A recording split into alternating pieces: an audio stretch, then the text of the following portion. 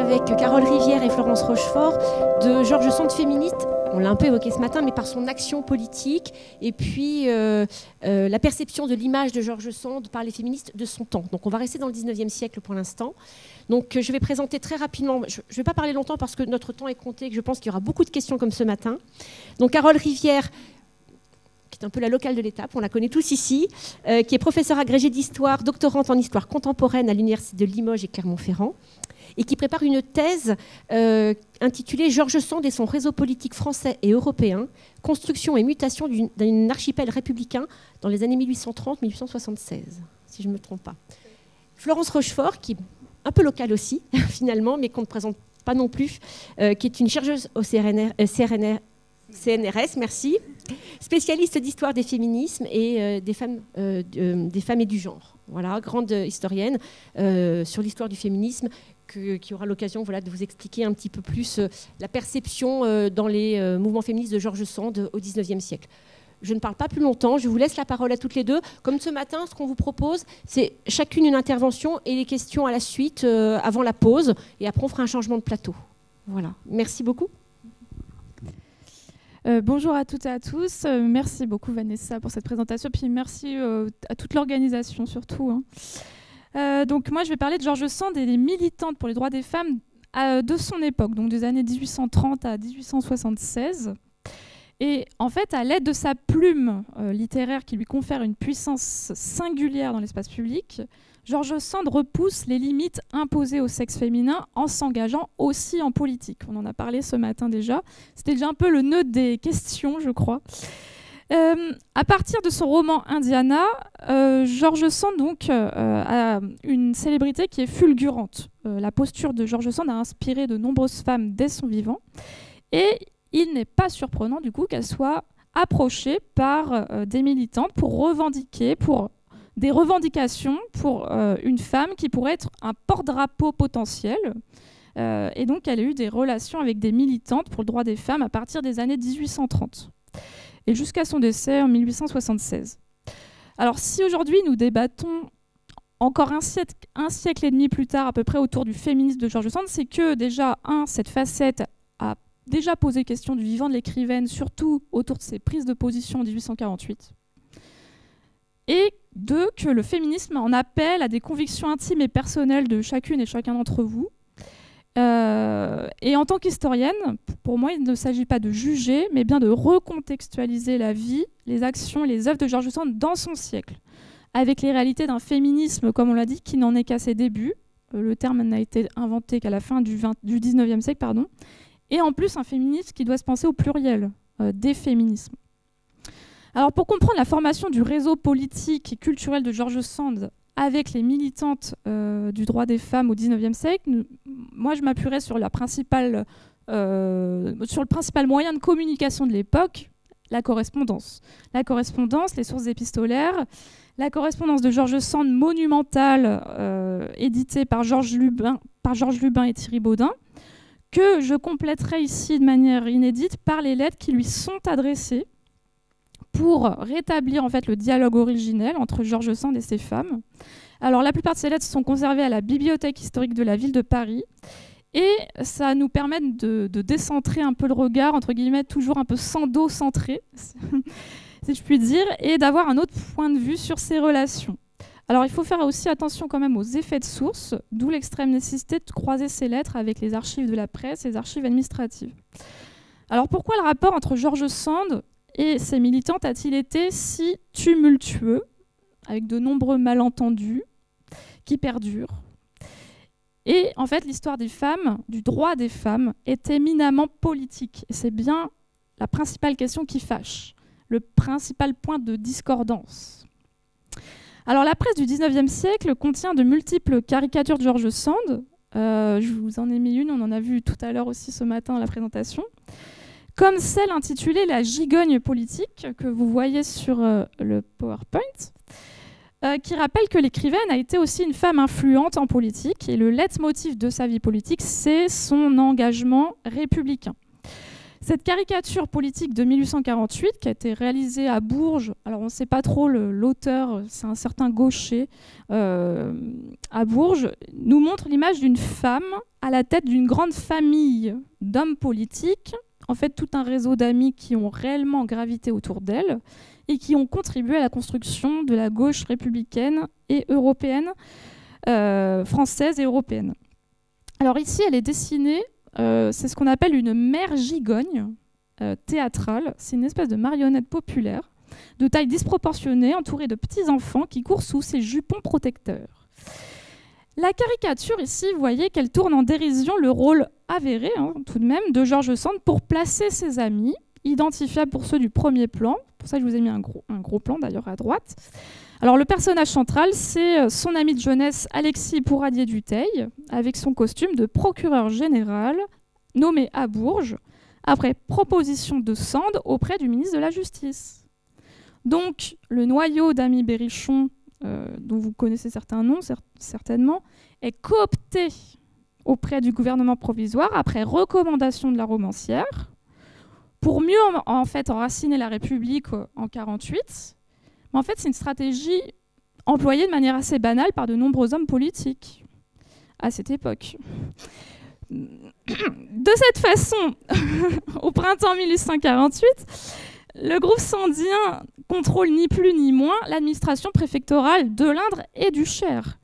Vous avez Alphonse Fleury, qui est commissaire de la République, en fait, c'est l'équivalent de préfet de l'Indre. Et puis, vous avez Gabriel Planet pour le Cher. Duvernay, il sera furtivement aussi sous-commissaire à la Châtre. Et puis, même le fils de George Sand, Maurice, sera nommé, puisque c'était une nomination à l'époque, maire de Nohant, qui va vite jeter l'éponge au mois de juin. Bon, certes, ces nominations consacrent la mainmise des proches de George Sand sur l'administration Berrichon, mais de manière très furtive et très éphémère, car ils sont vite écartés par la réaction, par la phase conservatrice de la Deuxième République. En fait, cette caricature dénonce en réalité la position puissante d'une femme qui transgresse les pesanteurs sociales dans un monde politique extrêmement masculin.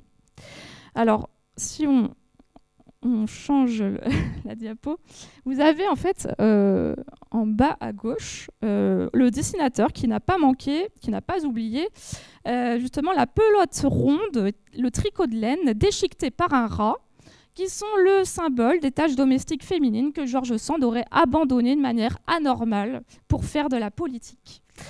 Bon, image en partie fausse, puisque George Sand, qui en fait a par exemple beaucoup cousu pour le célèbre théâtre de marionnettes de Nohant. Voilà. Donc, jeune fille politisée de manière précoce, on l'a dit ce matin, George Sand, elle se proclame, je la cite, républicaine comme tous les diables en 1830.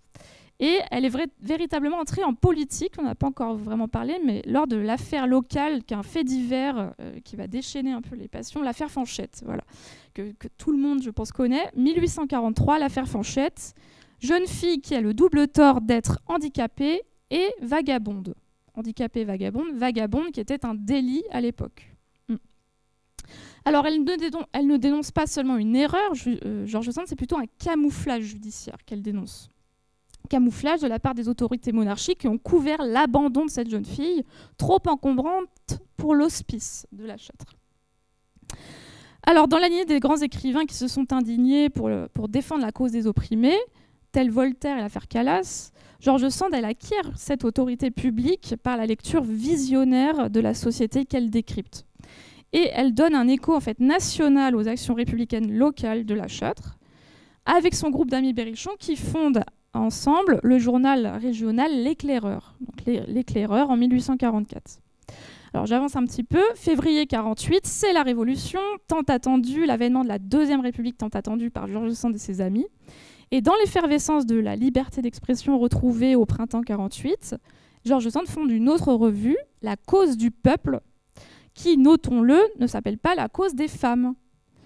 La Cause du Peuple, soulignant son engagement pour l'octroi des droits sociaux, pas seulement pour les femmes, mais pour le genre humain dans son ensemble. Elle n'a jamais eu l'intention de fonder un organe de presse exclusivement féminin. C'est en 1848 que sa production d'écrits politiques est la plus abondante.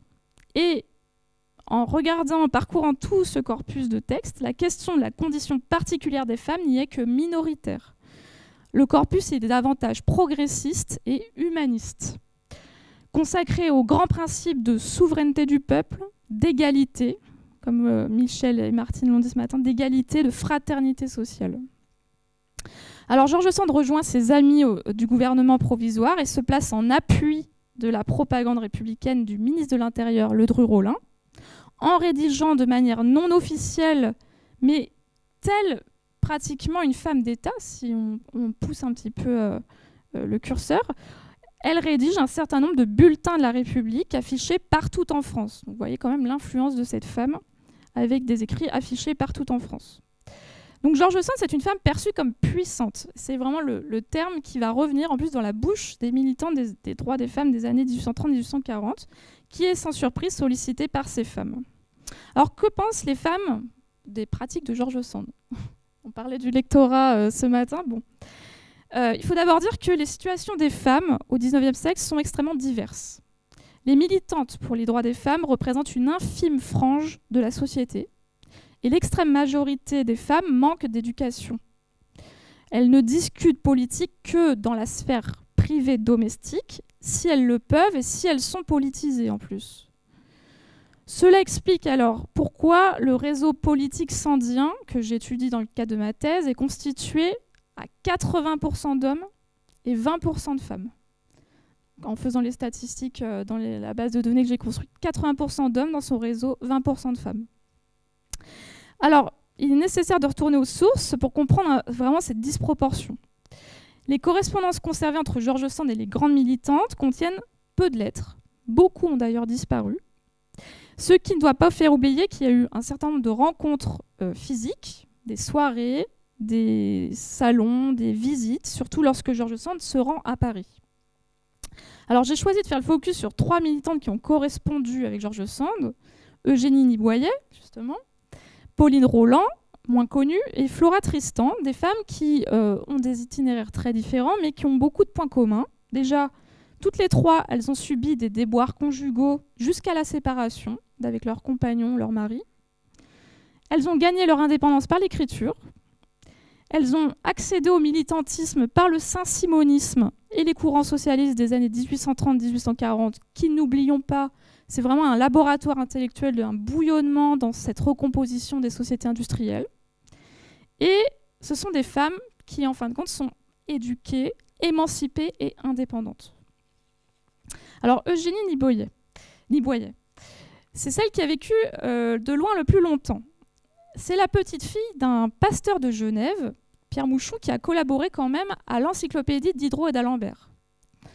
Eugénie Niboyet, elle se marie avec un avocat protestant en 1822, dont elle se sépare en 1836. Donc séparation. Elle devient une journaliste majeure du XIXe siècle en fondant des journaux et des revues par et pour les femmes. C'est la grande différence avec George Sand. La seule lettre retrouvée que j'ai retrouvée dans les fonds d'archives de la militante, donc Eugénie Niboyet, à George Sand, elle est majeure, puisqu'elle atteste d'échanges bien avant que Niboyet propose Sand comme première femme députée en 1848, parce que la lettre date de 1837. Alors, le 7 mars 1837, elle écrit une lettre à Sand lui demandant son concours de femme auteur. Déjà, vous voyez, le terme écrivaine n'existait pas. Elle lui dit « Dans mes jours d'illusion, je rêve votre nom placé en tête d'un grand journal quotidien spécial aux femmes. » George Sand ne va pas être d'accord. « Je ne sais où je me trompe fort, où le journal que je conçois deviendrait une puissance. » Vous voyez ce terme de puissance. Alors, on n'a pas la réponse de George Sand. Pourtant, George Sand, il est coutume pour elle de répondre vraiment aux correspondants, même certaines fois pour les moucher. Hein. Mais nous n'avons pas cette réponse. Ce projet de journal donc, ne verra jamais le jour. Et on a quand même des traces d'échanges épistolaires, même sous le Second Empire, avec Eugénie Niboyet, mais encore une fois, les lettres ont disparu. Deuxième personnalité, Pauline Rolland, moins connue, beaucoup moins connue, même de nos jours. Donc voici le seul portrait présumé et sujet à caution, d'où mon petit point d'interrogation. Si Eugénie Niboyet était la figure de la femme journaliste, Pauline Rolland, c'est la figure vraiment de l'institutrice par excellence en matière de programme d'éducation. Tout comme Eugénie Niboyet, Pauline Roland, elle a conscience du pouvoir de George Sand, dont la posture dans l'espace public, c'est vraiment pensé comme de l'ordre de la performance extraordinaire. Le 1er novembre 1845, elle écrit à la romancière « À contempler votre puissance, peut-être trouverai-je quelque force, quelque espoir dans un avenir profondément difficile et décoloré. » Encore ce terme de puissance. Le 17 septembre 1845, Pauline Roland, elle choisit de se confier en premier à George Sand sur sa rupture, sa séparation conjugale. Donc c'est un acte fort de confiance avec George Sand qui a déjà, elle, passé par cette expérience avec Casimir Dudevant. Alors, c'est la lettre que vous avez tout en haut. « Je viens de rompre de ma seule volonté une union de plus de 11 années. Vous comprendrez ce qu'il a fallu de souffrance pour m'amener là. C'est moi qui ai prononcé le mot fatal de séparation. C'était moi qui avais donné le premier baiser. Voilà le symbole de toute cette vie d'amour et de douleur dans laquelle j'ai toujours eu l'initiative. On m'a laissé aimer, me dévouer, rompre. On a suivi. Pendant 11 années, j'ai été le chef de famille. » Pauline Roland, elle avait choisi de vivre en union libre. Donc déjà, c'était fort à l'époque pour une femme de faire ce choix. Et elle reste seule à l'issue de cette séparation à la charge de 3 enfants, dont le père, Écart, un certain Écart, ne pouvait, semble-t-il, pas l'aider. Bon. Alors, elle souhaite le soutien amical de George Sand, mais surtout un emprunt de pas moins de 4 000 francs immédiatement. Bon, donc George Sand, elle est vue aussi comme source potentielle d'argent. Et la lettre suivante de Pauline Roland, du 1er novembre, atteste que Sand a bien répondu, qu'elle a bien envoyé une importante aide financière, mais qu'elle a dû sévèrement condamner aussi le père des enfants de Pauline Roland. Alors voilà ce que dit Pauline Roland. « Ma séparation d'avec l'homme que j'ai aimé prend de plus en plus le caractère d'un fait accompli, mais laissez-moi vous le dire, la façon dont vous me parlez de lui m'a affligée. Elle me semble dure et injuste. J'ai échoué devant la fatalité d'un caractère tout différent du mien, devant une éducation vicieuse. J'ai peut-être échoué surtout par ma propre erreur. J'ai cru à la toute-puissance, à l'infini dans l'amour, à une époque où tout s'en va se dissolvant. » On la voit aussi qui cherche des excuses dans l'éducation aussi, dans ces pesanteurs sociales. Alors, parmi les militantes en correspondance avec George Sand, Pauline Roland, c'est la seule qui a pu collaborer activement au réseau sandien, avec des articles dans la première revue fondée par Sand, Leroux et Viardot, qui s'appelle la Revue indépendante en 1841, où en fouillant bien, on trouve un article d'une dizaine de pages, signé Pauline Roland, sur le travail des femmes et des enfants dans les mines de houille en 1842. Qui côtoie d'ailleurs, si vous regardez le titre numéro 2, c'est Consuelo par George Sand, donc roman publié alors en feuilleton. Alors, je le souligne parce que très peu de femmes, si on parcourt la table des matières de la revue indépendante, ont collaboré en fait, à cette revue indépendante. À la fin des années 1840, Pauline Roland va plus loin en intégrant la communauté de Pierre Leroux à Boussac, à une quarantaine de kilomètres d'ici, en tant qu'institutrice et collaboratrice du journal L'Éclaireur, qui est imprimé à partir de 1845 sur les presses de Leroux, qui a obtenu un brevet d'imprimeur, et donc qui est installé dans l'actuelle école communale qui s'appelle, encore aujourd'hui, École Pauline Roland. Voilà, donc je vous montre le bâtiment. Donc très active dans les milieux républicains et socialistes, elle est arrêtée malheureusement après le coup d'État bonapartiste du 2 décembre 1851. Elle est transportée, donc c'est vraiment le terme à l'époque, transportée en Algérie, une forme de déportation. Hein.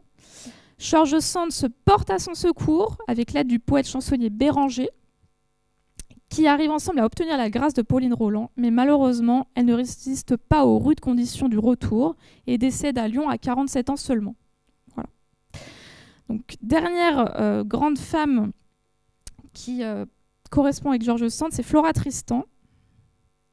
Flora Tristan, décédée également très jeune, à 40 ans, d'une fièvre typhoïde, alors qu'elle est née en 1804 comme George Sand, lors d'un tour de France à la manière des compagnons. Preuve aussi que ces militantes ont des conditions de vie très rudes, que ce soit la maladie, la répression, la vie quotidienne épuisante. Flora Tristan, elle, représente la figure de l'indigné social, à la fois par ses déboires conjugaux extrêmement violents, la non-reconnaissance aussi officielle de sa famille paternelle. Donc elle est la fille non reconnue d'un noble péruvien. Cela lui forge une sensibilité extrême aux injustices sociales et à la condition des femmes. Et nous connaissons seulement 6 lettres de Flora Tristan à George Sand grâce aux travaux de Stéphane Michaud, des lettres écrites entre 1837 et la mort de Flora Tristan, 1944.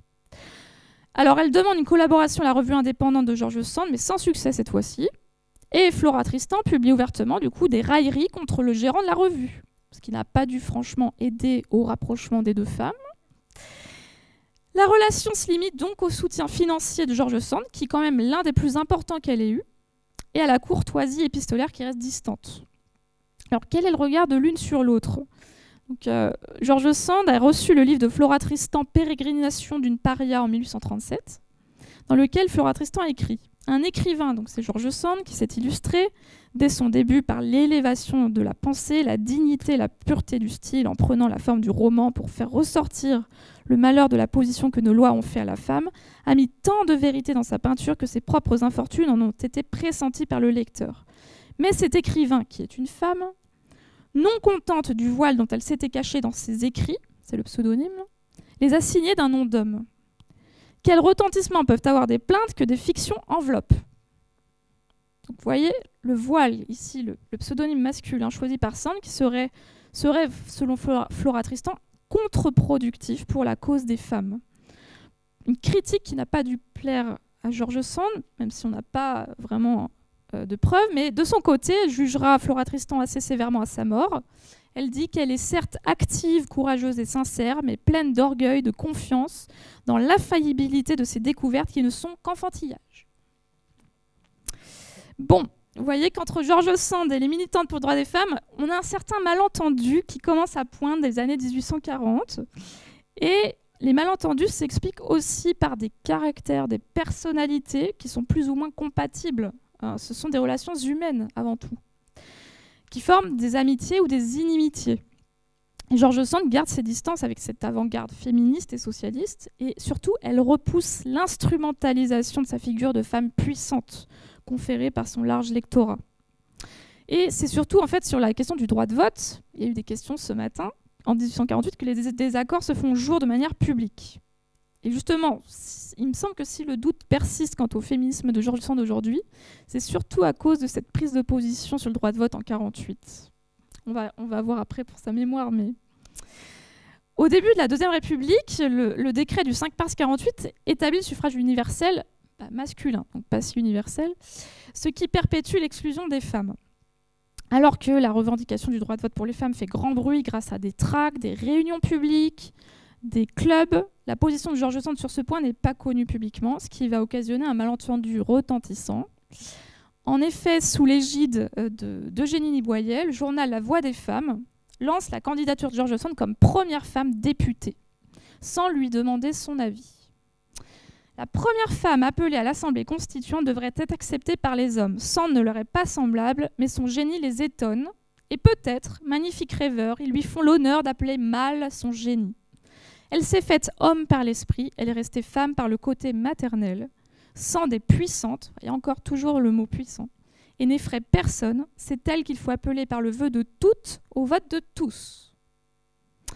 Alors cette candidature rencontre un franc succès dans les clubs et les réunions de la gauche radicale, il y a plusieurs traces qui l'attestent, mais quant à la principale intéressée, George Sand, vous savez bien qu'elle refuse catégoriquement cette position de porte-drapeau. Et c'est tout le paradoxe entre son parcours de femme politique au service du gouvernement provisoire et son refus de voir participer les femmes aux élections de 1948 qui crée l'incompréhension. Pour George Sand, cette initiative des femmes libres de 1948, c'est celle d'un entre-soi éduqué qui prône une mauvaise hiérarchie, en tout cas pas la sienne, une mauvaise hiérarchie des réformes.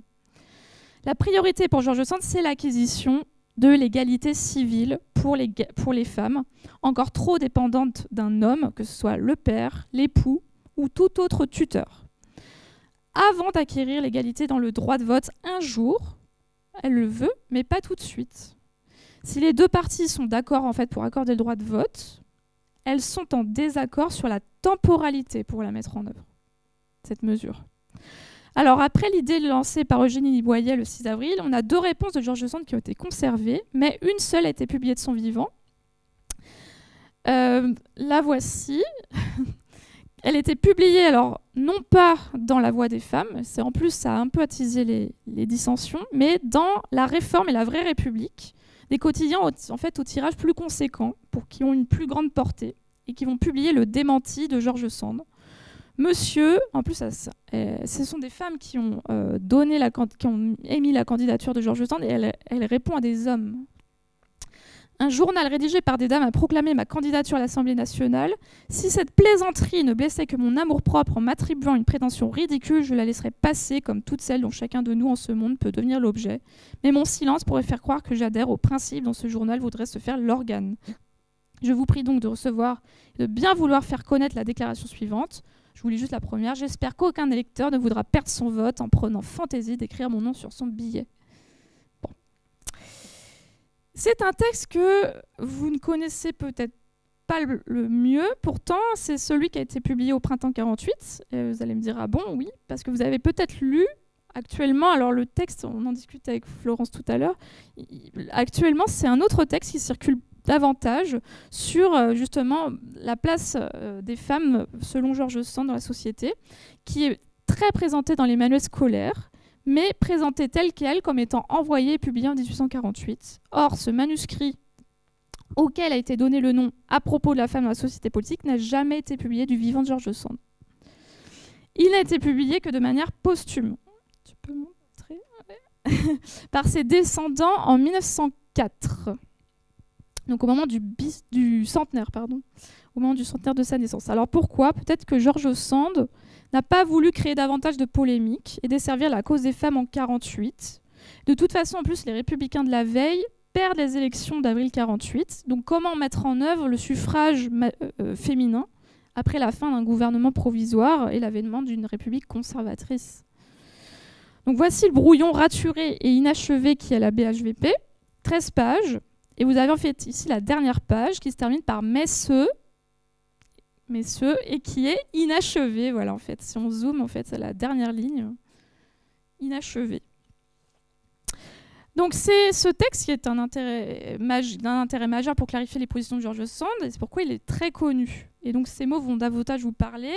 Les femmes doivent-elles participer un jour à la vie politique ? Oui, un jour je le crois avec vous, mais ce jour est-il proche ? Non, je ne crois pas. Et pour que la condition des femmes soit transformée, il faut que la société soit transformée radicalement.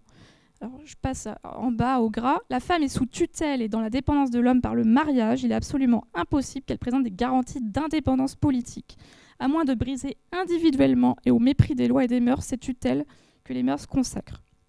Bref, ce serait, selon George Sand, une voie supplémentaire à l'époux ou au curé, qui a encore beaucoup d'influence en 1848. Donc il faudrait d'abord un travail sur les mentalités, un travail long par le bas. La plupart des militants de 48 pensent le contraire, qu'il faudrait une décision gouvernementale imposée par le haut pour faire avancer les choses. Bon, finalement, l'histoire, en quelque sorte, donnait raison aux deux parties, car comme le prévoyait George Sand, il a fallu attendre beaucoup de temps, longtemps, un siècle, et le droit de vote et d'éligibilité a été obtenu par ordonnance du GPRF en 1944. Donc, ça n'est pas une loi votée au Parlement, c'est une ordonnance imposée par le haut. Donc les deux parties, entre guillemets, ont eu les raisons. Alors, est-ce que ce désaccord entre George Sand et les militants de 48, spécifiquement sur le droit de vote des femmes, fait de George Sand une personnalité qui ne serait pas féministe ? Non, assurément. Et je terminerai là-dessus. Le féminisme de George Sand est déjà visible comme son roman Indiana l'indique. Même en 1842 dans sa préface, j'ai écrit Indiana avec le sentiment non raisonné mais profond et légitime de l'injustice et de la barbarie des lois qui régissent encore l'existence de la femme dans le mariage, dans la famille, dans la société. Et en fait, en dénonçant les travers du mariage et en posant la question des rapports domination masculin-féminin, c'est une prise de conscience que George Sand veut susciter chez les lectrices et les lecteurs. Et en fait, elle contribue au combat pour la cause des femmes, mais c'est un engagement particulier qu'elle inscrit dans son idéal plus universel de démocratie sociale, qui se veut donc universel, et ça se lit bien dans un texte assez inconnu aussi de la fin de sa vie, L'homme et la femme. L'idéal à atteindre est la loi d'association de tous les hommes, mâles ou femelles, pour l'entretien, le développement, l'essor de la ruche sacrée qui s'appelle l'humanité. Bon. George Sand n'a jamais intégré de son vivant un collectif de femmes, et cela a pu être perçu comme un manque de solidarité féminine, par les militantes des années 1840. Elle ne sera d'ailleurs que peu sollicitée sur ce point dans la seconde moitié du XIXe siècle. Excepté, j'ai trouvé quand même une demande notoire d'un comité féministe de New York en 1872, du nom de Sorosis, avec Kate Hillard, qui lui demande son marrainage, bon, sans vraiment de suite. Et vous voyez que ces relations tumultueuses révèlent surtout l'extrême indépendance. On parlait de liberté ce matin, George Sand, c'est une indépendante dans tous les domaines. C'est pourquoi je parle d'un féminisme progressiste et indépendant, progressiste donc pour la durée et indépendant. Pour elle qui a su, par son talent, par sa posture et son itinéraire individuel, dépasser les frontières genrées communément admises au XIXe siècle. Merci beaucoup.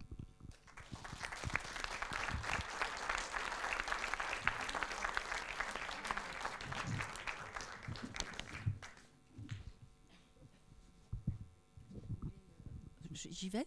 Bon, alors je prends la suite. Et là, je vais vous emmener en fait après la mort de George Sand. Désolée, nous sommes en deuil alors désormais. Pour essayer de comprendre un peu comment elle a été perçue de façon assez ambivalente par différents moments féministes en allant même jusqu'à nos jours. Donc c'est un petit peu une traversée du temps et on voit bien, on l'a vu déjà depuis ce matin et c'était tout à fait passionnant et merci de cette belle initiative dans ce lieu magnifique. Eh bien, on voit que c'est une femme d'une telle richesse qu'effectivement, les féministes des générations suivantes vont puiser tel ou tel aspect selon, comme l'a très bien dit Michel Perrault ce matin, selon aussi ce qu'elles ont envie de défendre, ou ils et elles ont envie de défendre à travers cette grande figure dont personne ne conteste le génie, par ailleurs. Mais après, que fait-on de son éventuel féminisme? Ce sera ma question. Et en fait, peut-être on peut souligner que si cette journée aujourd'hui qui nous réunit prend le mot de féminisme, c'est que nous sommes là dans une période où ce mot peut paraître intéressant, voire même provoquer une adhésion, et que ça n'est pas toujours le cas. Et peut-être il y a 10 ans, on n'aurait pas appelé George Sand et le féminisme, on aurait peut-être appelé George Sand et la cause des femmes, ou George Sand et les droits des femmes. Donc ce mot, qui donc apparaît en 1872, mais qui peut être tout à fait utilisé rétroactivement, hein. Il y a des collègues qui travaillent sur le féminisme, même dans l'Ancien Régime, mais à chaque fois, il faut évidemment le définir. Eh bien, ce mot, il a des moments où il est investi par des éléments très positifs et d'espoir, d'émancipation, à la fois des femmes et de l'humanité. Et il y a des moments, au contraire, il fait effet de rejet. Et juste pour anecdote, même dans les années 1960-1970, où renaît un mouvement féministe aux États-Unis et puis après dans le monde entier, le mot ne va pas du tout de soi au départ. Elles disent les féministes et les suffragettes, ça ne nous intéresse pas. Nous, c'est un nouveau combat de libération. Puis finalement, le mot s'impose parce qu'il y a un moment où il est très pratique aussi d'avoir un mot qui rassemble autant de projets, autant de diversité d'idéaux et de volonté de changement. Donc comment les générations suivantes vont réagir? Alors déjà, on va voir plusieurs aspects. C'est George Sand, femme de génie, qui va être très utile pour prouver, parce que toujours dans cette histoire du féminisme, et on n'en est pas tout à fait sorti, il faut faire la preuve que les femmes sont capables autant que les hommes, voire mieux que les hommes dans certains domaines. Et donc, elle va être là toujours un monument pour les féministes des différentes générations, parce qu'elle est considérée par la société tout entière comme une femme de génie. Et le fait qu'elle ait obtenu cette reconnaissance permet aussi aux féministes de proposer une sorte de panthéon. Alors, au XIXe siècle, dans ce panthéon, elle figure à côté de Madame Roland, la révolutionnaire de la Révolution française, pas la même que Pauline, Madame de Staël, Rosa Bonheur ou encore Clémence Royer, qui était cette philosophe qui avait traduit Darwin. Donc là, on voit que ce sont de grandes figures dans différents domaines, des femmes de lettres, Rosa Bonheur, une femme peintre, Clémence Royer, une femme intellectuelle, mais qui ont toutes outre le fait que c'était des femmes de talent, mais ont eu le succès. Donc c'est vraiment la reconnaissance, l'inscription, et les féministes à différentes générations, et encore aujourd'hui avec cette notion de matrimoine, vont s'assigner la tâche de faire perdurer leur mémoire, de faire connaître leurs œuvres et de les inscrire dans la culture générale, à la fois une culture féministe et à la fois une culture générale. Et aujourd'hui, les manuels scolaires, on en a parlé ce matin, c'est toujours une vraie bagarre pour faire rentrer des noms de femmes, même totalement illustres, à côté d'une culture générale qui se décline encore très fortement au masculin. Donc il va y avoir la femme de génie, il va y avoir celle aussi qu'on veut défendre contre les attaques misogynes qui sont très fortes au XIXe siècle, en particulier après sa mort. Là, je suis dans la deuxième moitié et début du XXe siècle. George Sand est quelqu'un qui est très souvent caricaturé, dénaturé, souvent avec des arguments, et on verra quelques-uns, moralistes, autour de sa vie soi-disant dissolue. Et puis, après, quelle va être l'attitude par rapport à son éventuel féministe? Là, on verra que les avis sont partagés jusqu'à Simone de Beauvoir. Et puis, une dernière partie où on arrive dans les années 60-70. Et là, aussi bien, d'ailleurs, les conférencières de ce matin en sont des actrices pleines et entières. On arrive à une vraie connaissance de l'œuvre de George Sand. Là, le rapport est complètement différent à la question de son éventuel féminisme. Alors, revenons peut-être à ce moment où les féministes vont se réorganiser, et je crois que c'est important de faire la différence entre des figures féministes qui sont des figures singulières, souvent des écrivaines, et puis ces mouvements collectifs qui s'inscrivent dans du politique.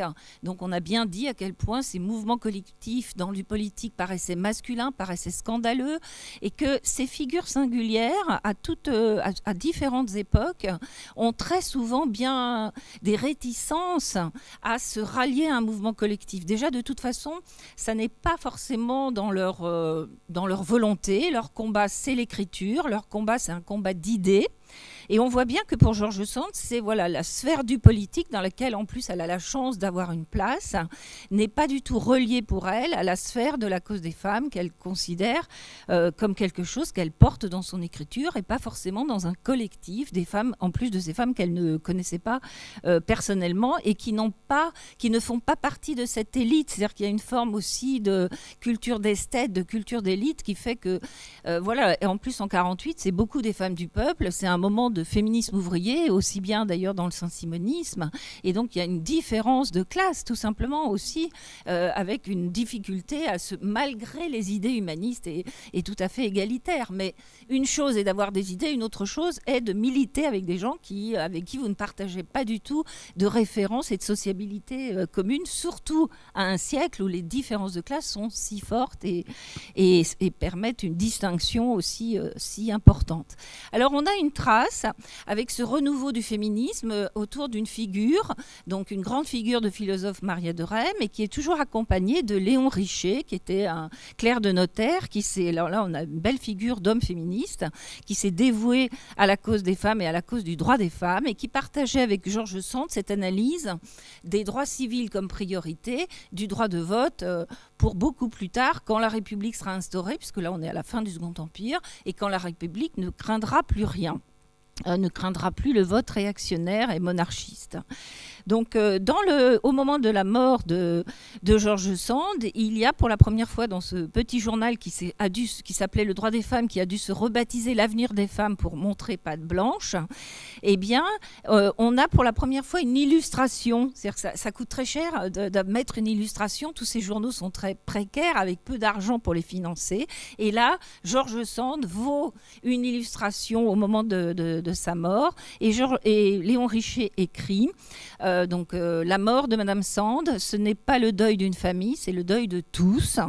Et là, on comprend dans son éditorial que c'est la bonne dame de Nohant qu'il célèbre, évidemment l'écrivaine de talent, mais aussi la bonne dame de Nohant, et qui a défendu, selon lui, les droits des femmes, et on est bien d'accord, pour la réforme du mariage et du divorce, qui sont des points essentiels du programme de Léon Richer. Mais pas du tout d'allusion à cette femme qui a, dont on a fait le portrait toute la matinée, avec toute cette gamme extraordinaire d'activités, de liberté. Là, on est vraiment, et dans ces années, après la mort de George Sand, et déjà un peu avant de son de son initiative, mais encore plus sous la Troisième République, c'est vraiment la bonne dame de Nohant vertueuse qui doit effacer toutes les vilainies et atrocités qu'on dit d'elle autour de sa vie sexuelle et sentimentale. Donc c'est une réaction si vous voulez, au moralisme. Hein. D'ailleurs, on est dans un moment d'ordre moral, ça s'appelle comme ça, le régime à ce moment-là. Et même après, sous la République, et avec cette idée de vertu, évidemment non appliquée, hein, mais c'est ce qu'on exige des femmes, et surtout des femmes célèbres. Donc là, on voit que l'adhésion, c'est la femme de génie, l'écrivaine et cette bonne dame de Nohant, et comme je l'ai dit, qui fait partie de ce panthéon qui est en train de se constituer. Et finalement, on parle peu de ses engagements et peu de son existence. Et c'est aussi ce que disent nos collègues qui ont étudié la réception de George Sand dans la presse féministe internationale. Et nos collègues parlent d'une communauté virtuelle de lectrices et d'admiratrices. Mais c'est beaucoup autour de son œuvre d'écrivaine et pas du tout de sa vie d'indépendance. On est à un moment plus de lissage, on va dire, de la figure de George Sand. Par contre, plusieurs féministes sous la Troisième République proposent qu'un lycée, et ça n'a jamais encore été fait sous la Troisième République, un lycée de filles puisse porter son nom. Donc on a plusieurs fois cette proposition. Et puis, lors d'une fête à la Châtre, en son honneur, Séverine, qui était une des grandes figures du journalisme, pionnière du journalisme et du journalisme de reportage, exprime toute son admiration. Je la cite, « Nous sommes toutes les débitrices de cette matriarche ». Donc, c'est une jolie façon de revenir à ces figures qu'exploite aussi l'idée de matrimoine. Hein. La matriarche qui fut affranchie bien avant l'heure, celle qui a ouvert la voie aux femmes de lettres. Donc on a à la fois ouvrir la voie aux femmes de lettres, on a aussi affranchi. Donc là on voit qu'on est passé à un autre moment, c'est la belle époque. Séverine fait partie de cette aventure tout à fait passionnante de la Fronde, d'un journal quotidien féministe entre fin 1897 et 1903, et qui sont des femmes assez émancipées, surtout du point de vue des mœurs, qui sont très à gauche, dreyfusardes, contre l'antisémitisme, et qui sont vraiment à la pointe d'un féminisme très, on pourrait dire, radical pour l'époque, avec toute une idée de liberté des mœurs, y compris jusqu'au néo-malthusianisme, c'est-à-dire l'accès au mode de contraception de l'époque. Alors tout le monde ne partage pas cet avis, mais dans ce journal, ce type de réaction, ce type de positionnement, s'exprime. Et on comprend que cette génération de femmes, où il y a plusieurs femmes écrivaines d'ailleurs, dont Marcel Tiner par exemple, ou Danielle Le Sueur qui prend un pseudonyme masculin, vont trouver en George Sand la caution de cette envie de liberté de mœurs qu'elles vivent elles-mêmes plus ou moins facilement, parce qu'on est toujours à un moment difficile aussi autour de ce moralisme, du jugement, de la réputation, de l'honneur, et on est encore dans une société très, très étriquée malgré les avancées. Et même pour ces militantes avant-gardistes, c'est quelque chose qui n'est pas forcément facile à vivre. Donc la caution de George Sand, c'est toujours cette femme de génie, c'est toujours cette femme de lettres avec cette ampleur magnifique, mais on parle peu de ses œuvres. Mais on parle alors là de sa vie et de sa liberté, de son courage. Et puis on commence à connaître aussi un peu de sa correspondance, un peu de l'histoire de sa vie, l'histoire de ma vie. Et ces nouvelles connaissances historiques et littéraires et les diverses commémorations qui entourent George Sand, qui est quand même une figure publique, donc elle peut être très décriée, mais néanmoins elle est très connue. Voilà, elle a accès posthume à cette célébrité.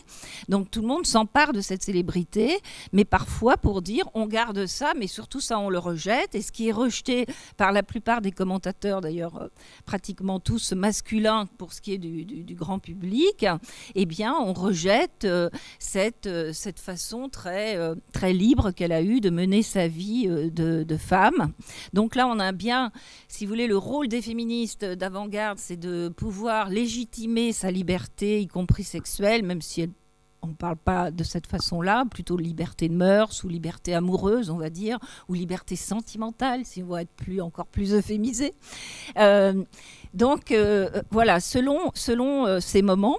Et puis, c'est aussi très important, les attaques misogynes contre George Sand. Donc on en a parlé un peu ce matin avec ces citations tout à fait affreuses de Baudelaire, donc je le reprends pas, mais c'est tout à fait voilà, comment peut-on s'amouracher de cette latrine, enfin comment peut-on parler comme ça d'une femme de lettres. Enfin, c'est extrêmement choquant. Ou encore Proudhon. Donc là, on est aussi avec cette grande bagarre entre Proudhon et les féministes qui ne supportent pas ces femmes émancipées et qui ne supportent pas non plus George Sand, et qui donc me délivrera de cette femme. Je ferai justice de cette vieille catin, écrit-il. Elle devrait être punie de s'habiller en homme, de fumer des cigarettes, de courir toute l'Europe avec ses amants. Alors là, exit son talent, exit son génie, exit sa puissance, parce qu'elle a une puissance posthume, et au contraire on caricature. Et donc quand les féministes dont je vous ai parlé réagissent, c'est aussi pour prendre sa défense contre ces attaques misogynes qui sont pratiquement majoritaires en fait, autour de cette figure. Donc par exemple dans La Fronde, on répond à Émile Ollivier, un homme politique très célèbre, qui disait qu'à côté de Balzac, George Sand ne vaut rien, par exemple. Et puis bien sûr les moralistes, ou encore Charles Maurras, qui trouve que George Sand est perverse. Et voilà. Et à ce moment-là, les féministes répondent, mais pourquoi une femme n'aurait-elle pas le droit de se conduire selon sa sensualité, ce qu'on pardonne si aisément aux hommes? Donc là c'est la phrase peut-être la plus, on va dire, radicale autour de sa liberté. Et une autre, alors là, en plus, elle s'exprime anonymement. C'est des pseudonymes qu'elle prennent, donc peut-être c'est aussi plus facile d'exprimer ce type de jugement. Et une autre rédactrice qui dit que George Sand est à louer pour avoir défendu, je cite, le droit à l'amour. Et cette journaliste considère que c'est le prélude d'une véritable révolution féminine. Donc là, on a vraiment aussi les mots importants. Et puis, on répond aussi à un autre historien alors là, c'est un autre type de raisonnement antiféministe, c'est-à-dire qu'on va louer George Sand, mais pour mieux enfoncer les féministes. Alors là, c'est la George Sand en disant, ben voilà une vraie femme dont l'intelligence, la bonté, la volonté ont rayonné plus loin et qui n'ont jamais accepté les exagérations du féminisme. Donc là, on l'utilise contre les féministes en disant, mais regardez, la bonne dame de Nohant, voilà. Vous me dites si pour le temps, j'ai pas regardé. Voilà, donc on a plusieurs fois à cette époque-là, pour des féministes radicales, une George Sand assez complète, mais on est quand même frappé par le fait qu'on parle peu de ses écrits. Finalement, on a l'impression qu'on la lit pas tant que ça. Quelques historiennes connues comme Marguerite Thibert, qui est maintenant un peu méconnue, mais qui a été très importante pour l'histoire du saint-simonisme. Alors elle lui reproche de ne pas avoir été solidaire justement des femmes de 48 que Marguerite Thibert étudie très, très précisément. Et on sent aussi dans la façon dont elle écrit qu'en fait elle n'apprécie pas la liberté amoureuse. C'est trop pour Marguerite Thibert de devoir défendre cette figure qu'elle trouve inconstante, même si elle reconnaît son rôle majeur dans la diffusion des idées d'émancipation par ses œuvres. Et puis Simone de Beauvoir, donc on saute un peu encore en 1949 au moment du deuxième sexe. En fait, elle accorde très peu de place à George Sand et elle ne relève absolument pas l'audace de sa critique du mariage. Elle n'en dit rien et elle reprend même le terme un peu ambivalent de Marguerite Thibert de revendication sentimentale, qui est une façon un peu dépréciative de juger voilà, cet apport extraordinaire de George Sand. Mais 20 ans plus tard, dans Tout compte fait, Simone de Beauvoir s'explique. Et elle dit qu'elle s'est passionnée pour la correspondance de George Sand, qui commence à être édité par Lubin. Et elle dit que si elle admire son audace de jeunesse, George Sand l'irrite au plus haut point par le masque, je la cite, le masque vertueux qu'elle a porté sur son visage et l'éloge du caractère maternel de l'amour qu'elle dit avoir voué à ses amants, alors même qu'elle n'a pas su aimer sa fille. Donc voilà, la thématique de la maternité dont on a parlé ce matin, et c'est pas étonnant puisque Simone de Beauvoir a vraiment ce rôle pionnier d'avoir déconstruit cette figure extrêmement oppressive d'épouse et mère en tant que rôle obligatoire. Et donc cette thématique de la maternité n'est pas du goût de la philosophe, mais en revanche, on voit aussi tout ce qu'elle ne comprend pas de la portée émancipatrice de l'œuvre de George Sand, qui peut-être n'était pas de son goût littéraire. On a parlé des goûts. George Sand qui n'appréciait pas le style de Victor Hugo. Bon, on peut imaginer que certaines personnes, ou Simone de Beauvoir, voilà, qui est dans une rationalité philosophique, voilà, s'intéresse peu à cette forme romanesque qui n'est pas du tout celle de Sartre et de Beauvoir à ce moment-là. Autre exemple, Edith Thomas, aussi une historienne, qui a été l'historienne de Pauline Roland, et, qui a consacré un livre à George Sand, mais alors là, qui n'aborde pas du tout son féminisme, par exemple. Bon, c'est pas quelque chose qui s'imposait à l'idée d'Edith Thomas au moment où elle écrit son livre. Alors, on a vraiment un changement dans les années 70 où ça se cultive là un mouvement de libération des femmes dans une contre-culture beaucoup plus révolutionnaire, où évidemment la liberté amoureuse de George Sand, au contraire, va fasciner la génération de ces féministes. Et là où on va lire ses premiers romans qualifiés de féministes et qui fascinent cette génération. Et Geneviève Fraisse, qui analyse, qui se veut donc voilà, analyser l'histoire de la pensée féministe, y accorde une importance. Et elle analyse aussi combien on fabrique des héroïnes. Et que ces héroïnes, à travers l'histoire, dont fait partie George Sand, pour la génération 1970, eh bien, elles sont ambivalentes. Elles ont peut-être été, dit Geneviève Fraisse, féministes malgré elles, même si loin des féministes de leur temps. Donc c'est intéressant parce qu'en fait, elles sont féministes pour elles, c'est-à-dire aussi pour nous, disons, mais finalement peut-être moins au moment de leur époque même, en tout cas si c'est par rapport à un mouvement collectif. Je crois qu'il faut vraiment toujours être individu, collectif, singularité, collectif. Et là, on comprend mieux que l'adjectif peut être entendu de façon beaucoup plus ambivalente. Et puis surtout, on se met à lire George Sand. Donc, vous en êtes un très bel exemple. Voilà, maintenant, ça rentre dans un univers académique où on prend le temps d'étudier, de prendre à la lettre. Et ce qui constitue l'œuvre de George Sand, et à la fois on montre son courage, son audace, son trajet d'émancipation. On est enfin débarrassé en partie quand même de la misogynie pudibonde, on va dire, des décennies précédentes. Et on voit donc à la fois un travail universitaire considérable et qui se poursuit, et puis on voit aussi tout un renouveau de la pensée grand public. Il y a eu quelques ouvrages grand public, des biographies grand public. Eh bien, on voit aussi de la part des féministes des livres, des films, des documentaires qui vont faire connaître beaucoup mieux cette figure, et puis faire reculer les préjugés sur la supposée mièvrerie de ces romans. Moi aussi, j'ai été adolescente, entendu parler de George Sand plutôt comme des romans mièvres, quoi, vraiment. Et je tombais des nues une fois que, grâce à Michel Perrault et à tout son séminaire formidable dans lequel j'ai eu la chance d'être étudiante, eh bien, on découvrait un continent vraiment d'intelligence, d'engagement qui n'avait rien à voir avec les images finalement misogynes qu'on nous avait plus ou moins inculquées. Et d'ailleurs, Michel Perrault est une de celles aussi qui défend tout à fait un autre visage de George Sand à travers ses écrits politiques, et qui déclare dans un des des conférences qu'elle fait déjà à ce moment-là, enfin, dans les années 90, que pour elle, il n'y a aucun doute qu'on peut qualifier George Sand de féministe.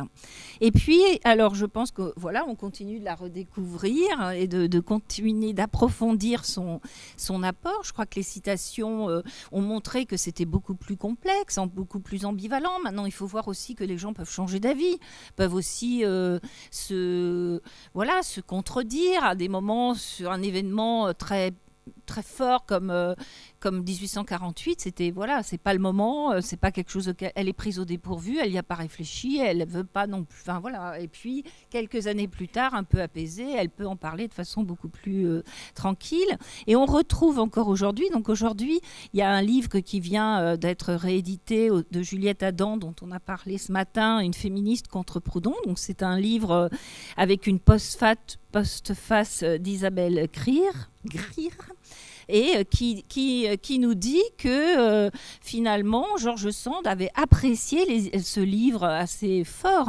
les idées anti-proudhoniennes de Juliette Adam, et qu'elle le fait savoir en commandant à la revue des Deux Mondes d'écrire un article sur ce texte. Donc c'est pareil, je pense qu'on continue sans cesse. Donc ce livre dont je vous parle, il date de 2023. Donc voilà, on ne cesse de retisser cette toile d'engagement.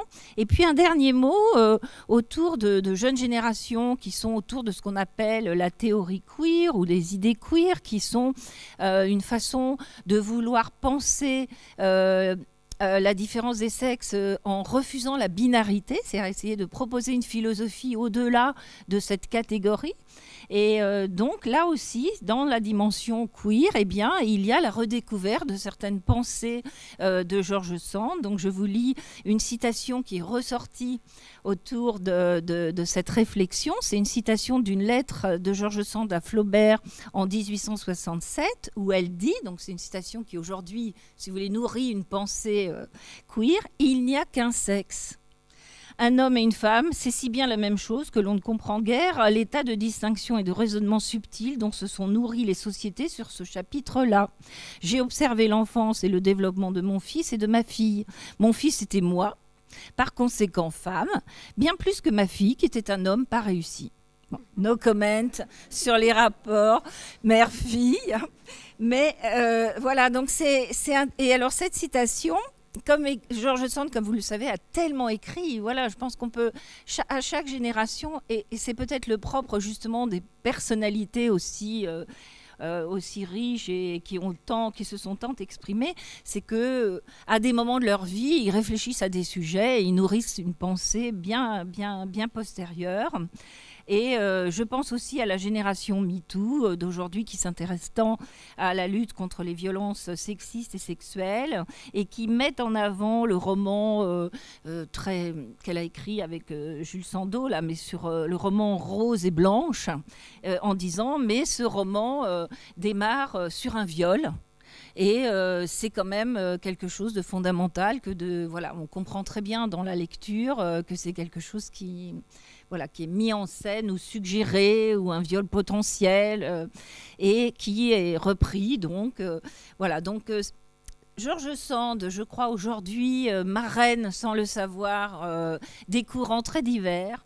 Des féminismes. Je pense qu'aujourd'hui, avec la montée des périls, eh bien, c'est aussi la George Sand de 1848, politique, engagée, socialiste et humaniste, qui pourrait nous nourrir, sans oublier les droits des femmes.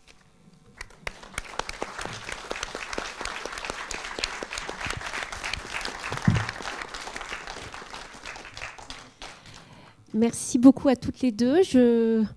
Relance la discussion avec la salle, si vous avez remarques, questions, avant de faire une toute petite pause pour faire un petit changement de plateau et revenir ensuite. Donc, voilà.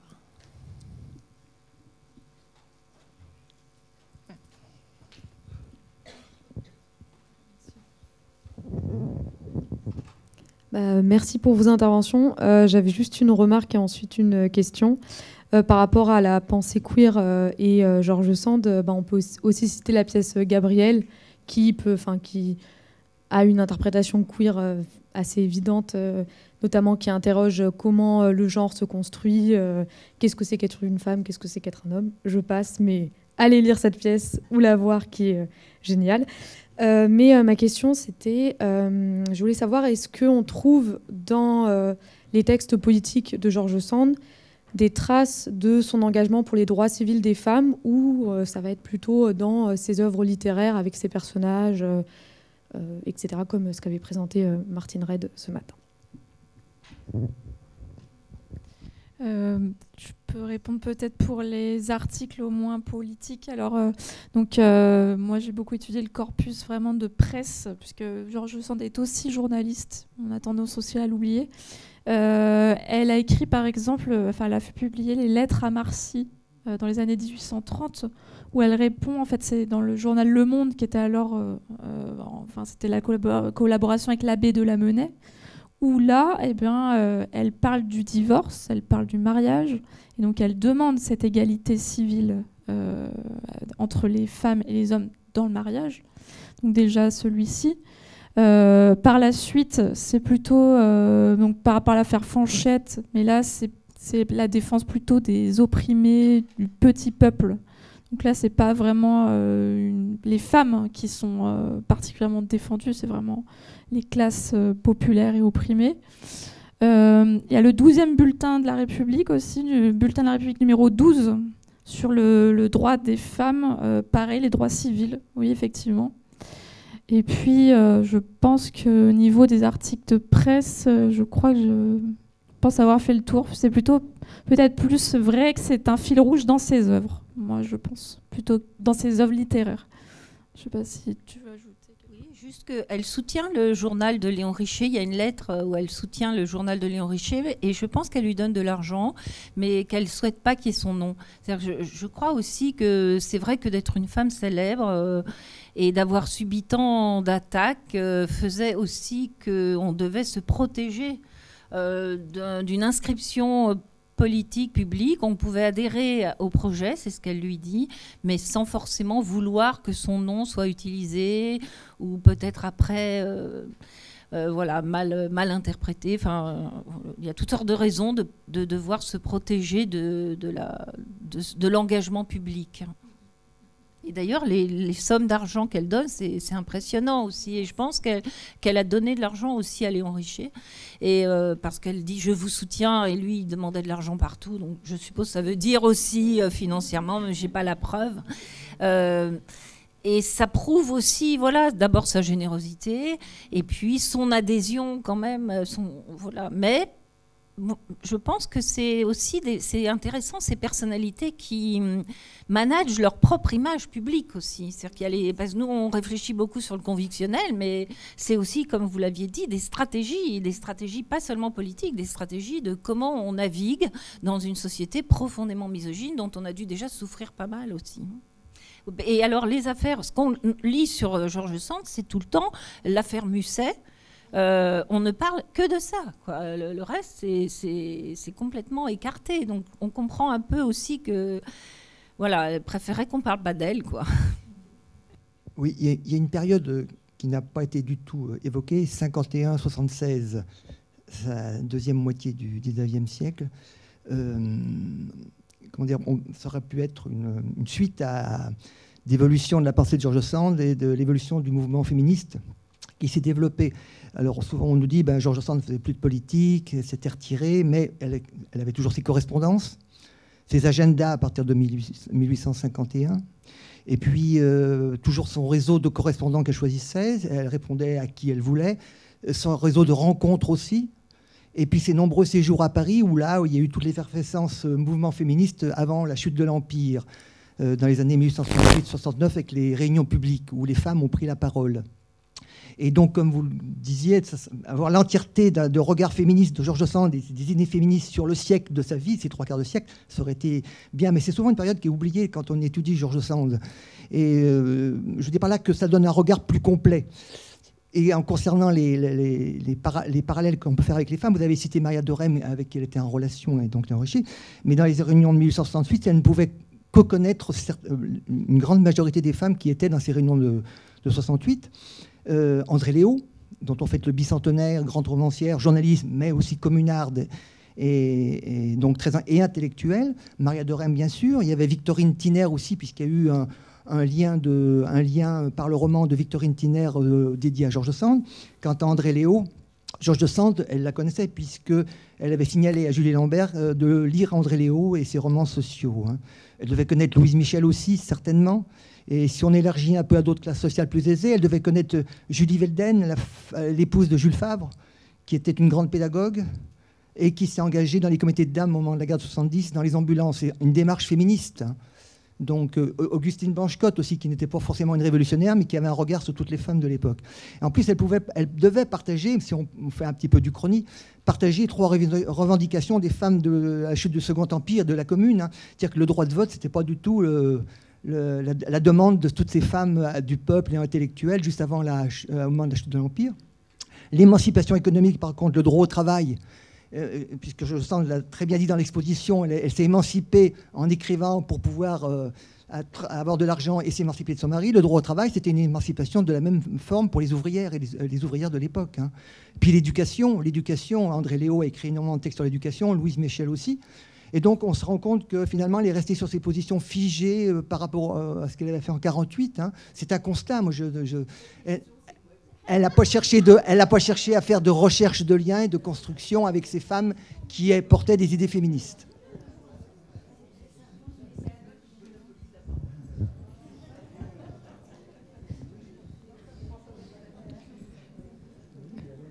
Merci.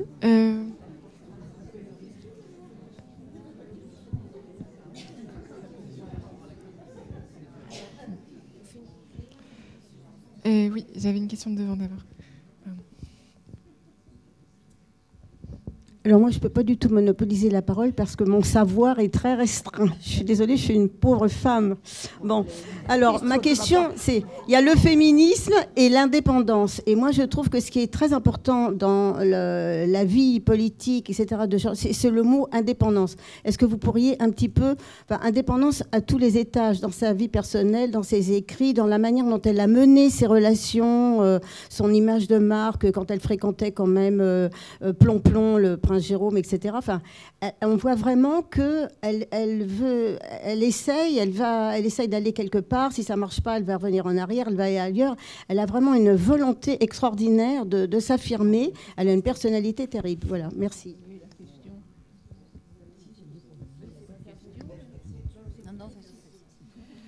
Oui, elle a toujours défendu une indépendance déjà. Enfin, ça reprend en fait toutes les formes de liberté qui ont été dites ce matin. La liberté, mais aussi l'indépendance d'écriture et surtout l'écriture libérée vraiment de toute influence partisane en fait.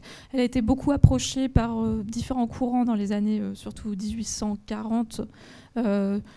Qui ont été donc tous ces courants socialistes, fourriéristes, etc., qui ont essayé aussi de l'approcher, George Sand, et elle n'a jamais voulu être entre guillemets encartée, même s'il n'y avait pas de parti politique, bien sûr, comme on l'entend aujourd'hui. Donc c'est vraiment une indépendance aussi donc politique, financière, une indépendance d'écriture, une indépendance amoureuse, oui. Voilà, dans tous les sens de sa vie, c'est l'indépendance. Et finalement, c'est elle qui mène aussi sa stratégie, comme on parlait d'image. Effectivement, il y a une forme de contrôle aussi, peut-être, d'essayer de contrôler l'image qu'elle a de manière publique. Mais pas évident, mais peut-être que c'est aussi un essai. Oui, puis pour reprendre votre intervention sur la fin du Second Empire, bien sûr, c'est peut-être aussi cette indépendance, c'est-à-dire le fait de ne pas vouloir se rallier à d'autres groupes de femmes, même si elles pouvaient, par écrit ou même financièrement, les aider, ou peut-être, comme elle le fait secrètement, aller enrichir, c'est au même moment où elle dit qu'elle soutient son combat. Effectivement, le droit de vote n'était pas du tout une revendication majeure, puisqu'il avait donné finalement la majorité à ce qui allait devenir Napoléon III. Donc, il y avait un rejet de l'idée de suffrage, enfin le danger d'un suffrage qu'on donnerait aussi rapidement aux femmes, même si c'était aussi un argument fallacieux, mais c'était en tout cas pas leur revendication majeure à cause aussi de ce contexte. Et cette indépendance, eh bien oui, c'est aussi ne pas vouloir être embrigadé dans un groupe dont on n'est pas forcément absolument certaine d'être la leader aussi.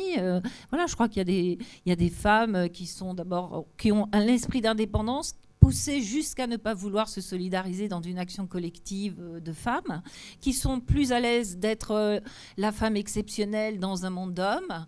Et peut-être que l'ambivalence aussi de vouloir être identifié à la limite comme un homme politique lui était quelque chose d'important. Et par contre, elle n'avait pas ce lien plus sororel qu'ont pu avoir des ouvrières au moment des réunions populaires ou du côté bourgeois avec Maria Thorem. Et vous avez cité André Léo, qui était aussi une romancière tout à fait remarquable, qui est très influencée dans ses romans par George Sand et qui est une très très belle figure du féminisme aussi de la Troisième République. Mais voilà, je pense que c'est aussi un moment de retrait de la vie publique de George Sand en général. Bien, nous célébrons George Sand à Uriel, dans l'Allier, mais ma question porte surtout sur la Creuse. Je voudrais savoir quel était le degré d'engagement de George Sand dans le projet Leroux à Boussac. Alors, j'ai parlé justement de Pauline Roland, donc ça fera, on va dire, la transition. Alors, Pierre Leroux s'est installé à Boussac en 1844, au moment donc, de la fondation du journal L'Éclaireur, par George Sand et ses amis Berrichon. Et en fait, il cherchait une sous-préfecture ou une préfecture où il pouvait imprimer le journal. Et il n'a eu l'autorisation que dans une préfecture, alors, soi-disant, selon les sources administratives, en tout cas éloignée de Paris, par protection, on va dire, peut-être contre une éventuelle insurrection, alors ce qui pouvait être très fantasque à l'époque. Mais donc voilà. Alors donc c'est Pierre Leroux ensuite qui va imprimer lui-même sur ses imprimeries à Boussac le journal lancé par George Sand, mais qui va très rapidement en fait. Elle a lancé l'idée, mais elle va vite s'écarter. Elle va laisser vraiment l'autonomie à ce groupe. En fait, Berrichon qui va s'allier à ce groupe limousin plutôt. Voilà. Et donc George Sand va encore aider plutôt financièrement. Et se retirer en fait son nom après avoir lancé le journal et retirer son nom pour laisser la place, ou alors parce que elle avait aussi des désaccords, faut le dire, avec une certaine ligne politique qui était, semble-t-il, plus radicale, de gauche plus radicale. Voilà. Donc il y a un rapprochement avec Pierre Leroux jusque dans les années 1845-46, puis après vraiment un éloignement, vraiment un éloignement pour un philosophe socialiste qui n'est plus vraiment en phase avec ce que George Sand, elle, pense qu'il n'est pas assez pratique. Bon, c'est sa conception à elle, hein, bien sûr. Mais donc Pierre Leroux continue à imprimer le journal jusqu'en 1848, mais à ce moment-là, il n'y a plus vraiment de relation en fait entre Pierre Leroux et Sand. Ça a été vraiment au début des années 1840. Voilà, je ne sais pas si j'ai répondu. Droit de vote. Donc, parce que lorsqu'on a lu l'argument de George Sand, du moins sur la lettre qui a été publiée après, moi, l'argument me semble de taille. Autrement dit, effectivement, les femmes qui sont sous tutelle, je parle pour l'immense majorité, elles vont être quand même, votées, qu'on va dire, le mari. Pour moi, l'argument est de taille. Donc, à partir de là, la question que j'avais, c'était est-ce qu'on peut savoir, peut-être que oui, peut-être que non, si les mouvements ouvriers de l'époque, des femmes ouvrières, donc, est-ce qu'elles connaissaient l'argument de George Sand et est-ce qu'elles ne demandaient pas nous ne voulons plus la mise sous tutelle? Est-ce que il y avait cette revendication féministe au XIXe siècle. Parce je trouve un peu paradoxal que la femme au XIXe siècle demande le droit de vote et ne demande pas la non-mise sous tutelle par rapport à son époux.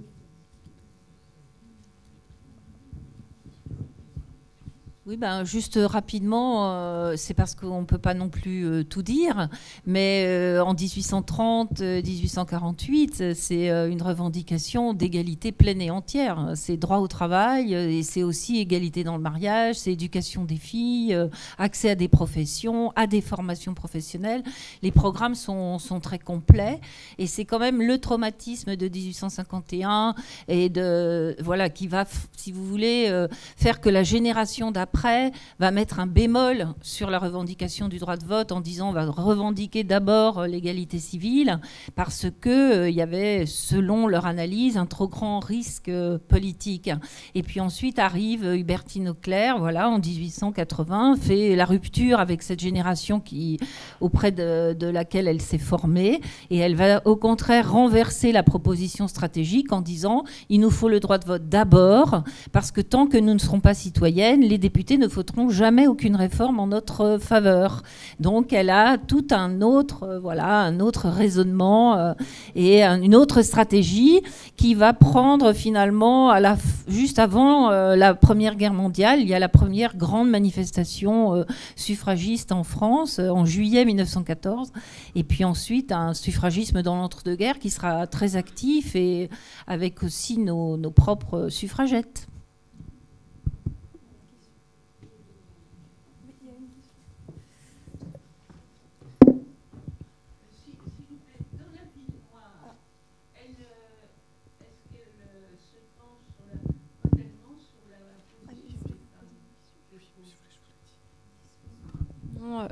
La dame demande si dans la ville noire, Georges Sand se penche sur la condition des femmes ouvrières, mais justement c'est plutôt sur la classe ouvrière en fait. C'est encore une volonté de montrer justement les mots MAUX des classes ouvrières. Voilà. Oui, il y a une femme chef d'entreprise dans ce puits d'enfer, mais c'est toujours... Elle a une action très importante sur justement tout ce petit peuple qu'elle va élever, qu'elle va éduquer. Oui, mais en fait, dans chaque roman de Georges Sand, on peut retrouver la figure de femme qui essaye justement d'avoir un sursaut en fait, pour la société. Moi, j'avais juste une question très simple, a-t-elle une notion de transmission peut-être intime avec peut-être son cercle familial, son fils, sa fille, quelque chose de très simple de vouloir garder cette liberté politique dans sa succession ou penser après sa mort? Alors de son vivant, la question de la transmission, donc de l'héritage vraiment. Moi, dans ma thèse, c'est une question que je me suis posée justement, parce que finalement, l'engagement politique de Georges Sand, il y a un bémol justement sur cette transmission, puisque son fils Maurice, maire éphémère de Nohant, placé comme républicain, mais pas vraiment convaincu, qui en fait après va être plus proche des milieux bonapartistes. Solange, alors j'ai redécouvert quand même dans sa correspondance adressée à sa mère qu'elle a aidé sa mère à secourir certains condamnés politiques, voilà. Mais il n'y a pas un engagement écrit pour une cause. Par contre, ce sont des petites mains, parce qu'on oublie aussi trop souvent les femmes qui ont aidé au secours comme ça par des intermédiaires, en essayant d'aller dialoguer avec le pouvoir. Mais il y a un problème de transmission, en tout cas politique, ça c'est clair, au niveau des enfants. Après, pareil pour les petites filles, il n'y a pas d'engagement, pas particulièrement. Non. Donc la transmission est plutôt vers le lectorat. Merci. Je pense qu'on va arrêter. Je vous remercie encore une fois toutes les deux. C'était très complémentaire en plus, vos interventions. On fait un tout petit changement de plateau. On se retrouve dans quelques minutes parce qu'on a un peu de retard. Voilà.